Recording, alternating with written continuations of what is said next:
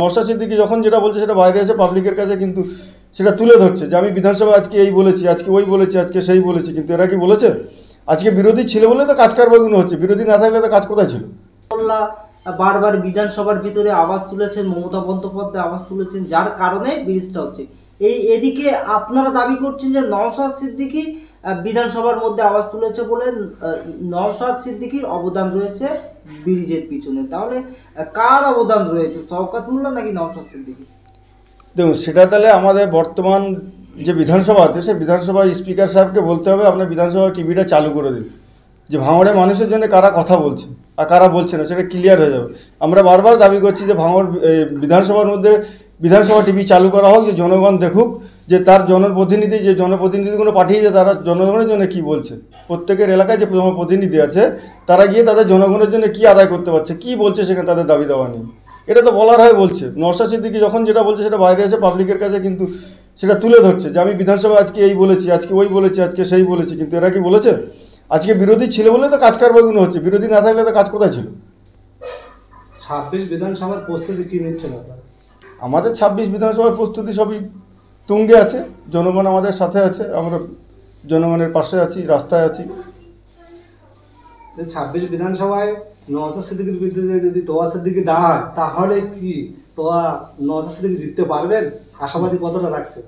আমরা 100% আশাবাদী, কিন্তু সে তো ভাঙড়ের জনগণই তার জবাব দেবে। বললাম তো, ভাঙড়ের জনগণ তো তানার দিকে থাকলে তিনি জিতবেন, আগেই তো বলেছি আমি। আপনি যদি মনে করেন ভাঙড়ের জনগণ যে তোয়া সিদ্দিকীকে দিলে তাহলে লাভ হবে, তাহলে তোয়া সিদ্দিকীকে দেবে, যদি নওশাদকে দিলে লাভ হয় নওশাদকে দেবে, এটাই তো ব্যাপার। আচ্ছা, বেশ কয়েকদিন আগে ভাঙড় বিধানসভার মাটিতে ভাঙড় সোশ্যাল মিডিয়া ইউনিটের পক্ষ থেকে একটা ইফতারের মজলিস ছিল। ইতিমধ্যে একটা মিডিয়াদের সংগঠন ভাঙড়ের মাটিতে তৈরি হচ্ছে, আর সে নিয়ে একেবারে কিছু ভিডিও আমরা পোস্ট করেছিলাম। আর সেই ভিডিওতে কোনো এক তৃণমূলের নেতা হতে পারে বা সমর্থক হতে পারে, আমার সঠিকটা জানা নেই, তিনি কমেন্ট করেছেন যে এইবার ভাঙড়ের মাটিতে সাংবাদিকরা ঘন ঘন মার খাবে। এই যে একটা অসাংবাদিক কথা এবং কমেন্ট, কি বলবেন এই বিষয়ে? দেখুন, আমরা জানি ভারতবর্ষের চতুর্থ স্তম্ভ হলো কিন্তু মিডিয়া সমাজ। যদি তারা সেই মিডিয়া সমাজকে যদি ওরা আক্রান্ত করবে তাহলে তাদের মতো মূর্খ আর কেউ নেই।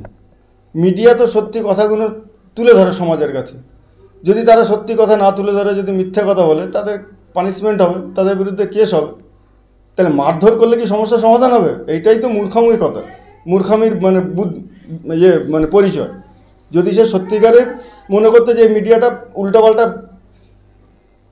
করছে, রিপোর্ট করছে, তাহলে তার বিরুদ্ধে আইনত ব্যবস্থা নিতে হবে। মারধর করলে তো সমস্যার সমাধান হবে না। মিডিয়া তো হলো একটা ভারতবর্ষের চতুর্থ খাম্বা, সেই খাম্বাটাকে যদি আমরা নষ্ট করে দিই তাহলে আমাদের প্রচারটা আর কে করবে? সে যে দলেরই হোক না কেন, মিডিয়া তো নিরপেক্ষ কাজ করে, আমরা এটা জানি।